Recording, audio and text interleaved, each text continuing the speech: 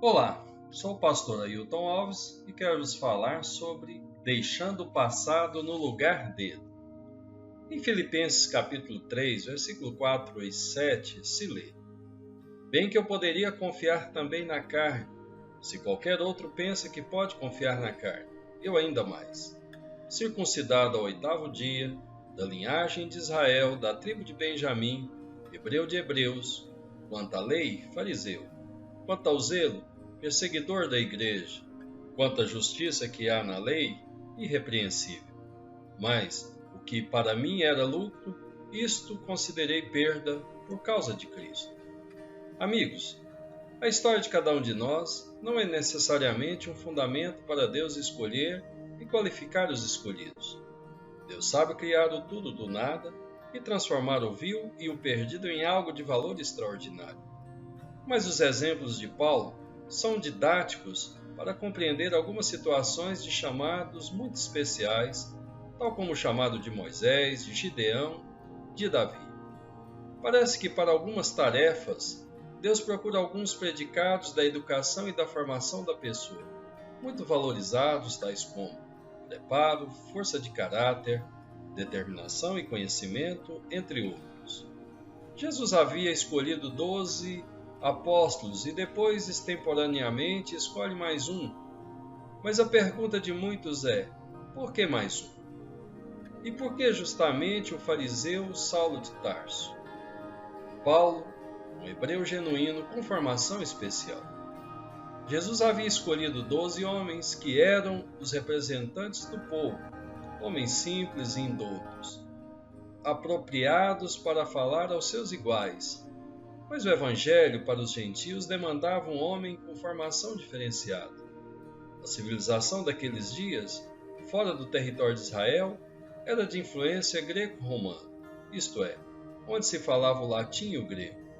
Então Paulo seria o interlocutor necessário, já que não somente falava esses idiomas por natureza do seu berço judaico-romano, mas também por sua formação privilegiada, adquirida como aluno de Gamaliel, um rabino sábio e conhecedor da lei, que ensinou o então jovem Saulo, entre outras coisas, filosofia e os conhecimentos da lei de Moisés.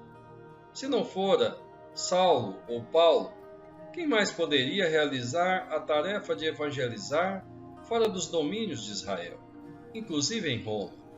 A Roma, capital do império, onde Paulo fincaria as raízes do evangelho com tanta força que 300 anos depois faria do cristianismo a religião oficial do Império Romano. Paulo, um homem de caráter exemplar. Paulo era um homem preparado social e intelectualmente, cujo caráter e formação refutavam quaisquer questionamentos. Enquanto judeu, era irrepreensível. Seguiu todas as exigências legais, fora membro do Sinédrio e possivelmente pode ter tido influência na condenação de Jesus. Mas não compactuava com a hipocrisia que dominava os fariseus daqueles dias. Paulo, porém, não usava esses predicados como credenciais. Muito pelo contrário, ele refuta os orgulhosos quando declara: bem que eu poderia confiar também na carne, se qualquer outro pensa que pode confiar na carne, eu ainda mais.